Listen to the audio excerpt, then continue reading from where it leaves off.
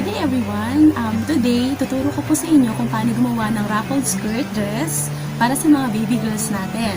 So, mga momshies, ano yung mga kailangan natin? Para sa ruffled skirt, kailangan po natin syempre ng tela.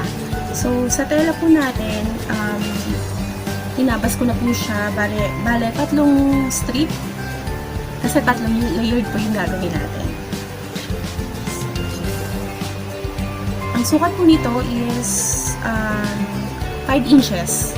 So, yung haba, depende po sa inyo kung gusto niyo na sobrang ruffle siya or yung tama lang, pwede rin naman. So, yun sa akin, ginawa ko siyang bale 3 yards. So, yun siya kahaba. Gusto ko kasi yung bonggang-bongga yung ruffle. So, 3 yards siya.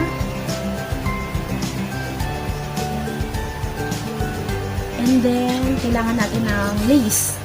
So, pwedeng ribbon, pwedeng lace. Depende po sa inyo kung ano pong gusto nyo gamitin. So, pink po yung telang gagamitin ko. Kaya, mas light lang ng konti yung lace ko. So, BB pink po ito.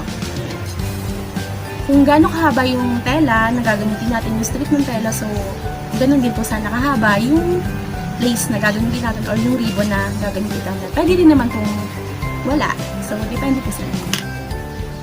Kailangan natin ng tape measure, syempre. Scissor. And then, marker. So, ginagamit ko kasi ball pen. Ang pinakamahalaga, sinulid. So, baby pink din po yung sinulid. Yan. And, iba to? Garter. Wala akong garter na baby pink. So, pwede naman na to kasi nasa likod naman siya. So, matatago siya. So, proceed na po tayo.